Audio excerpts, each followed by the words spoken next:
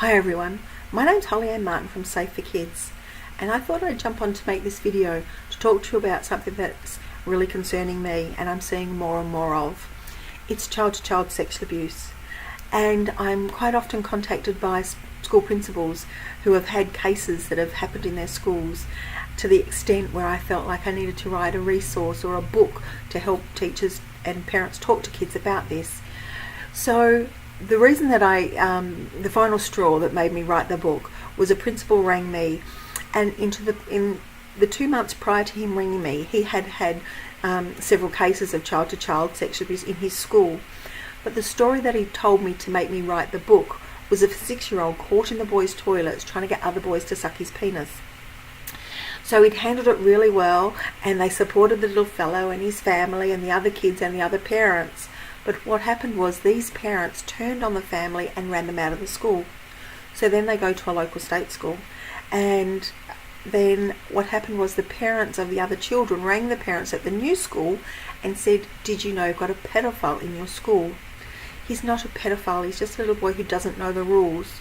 So the book that I wrote is called Gary Just Didn't Know the Rules, and it goes through that there are 5 private rules.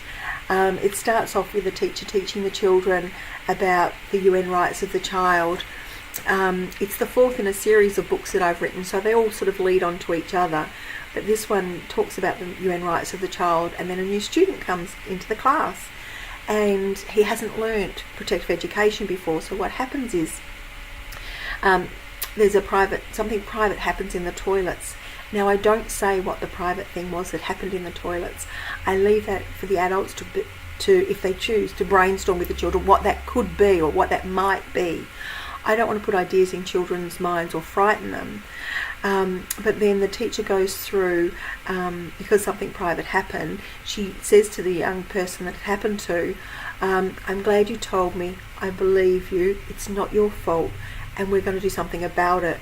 Because those are the words that need to come out of anybody's mouth if they have to take any sort of disclosure from a child. So I wanted to have it in the book just to reinforce that with adults, because most adults have done some sort of mandatory reporting, especially teachers training, but nobody actually gives a script. So that's what I teach people to say, and then she goes and handles it with the class, and she teaches them that there are 5 private rules.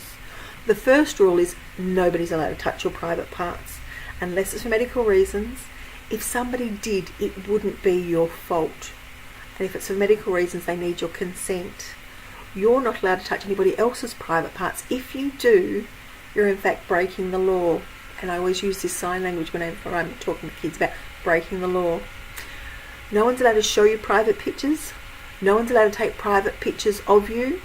And you're not allowed to take private pictures of yourself.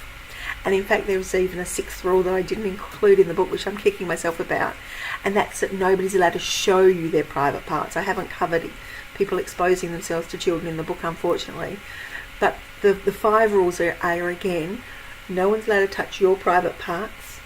You're not allowed to touch anybody else's private parts. No one's allowed to show you private pictures. No one's allowed to take private pictures of you, and you're not allowed to take private pictures of yourself. So the story just goes through and covers those, and then at the end of the book, the young fella that did something in the toilets comes forward to the teacher and actually discloses that something had happened to him. Now again, I don't tell anybody what that is, but it's just showing the kids the steps. So I hope you find the book useful. It is a conversation that we have to have, and we need to give kids these rules before something happens. Unfortunately, whenever I find protective education being introduced to schools, it's usually after a critical incident. We need to get ahead of the game. It's a prevention program, and it doesn't have to be scary. So hopefully by using my book, you'll be able to have those conversations. So if you found this video useful, please share it with other people you know. It's on YouTube, so please subscribe. There'll be a subscribe button up the top, one of the sides, or on the page there'll be a little bell that you can go and if you tap on the bell, it'll make sure that you subscribe to the so if you subscribe and then hit on the bell, it means that any videos that I put up, you'll be able to get contact to say that they're there. So thanks for watching, stay safe, and I'll see you in the next video.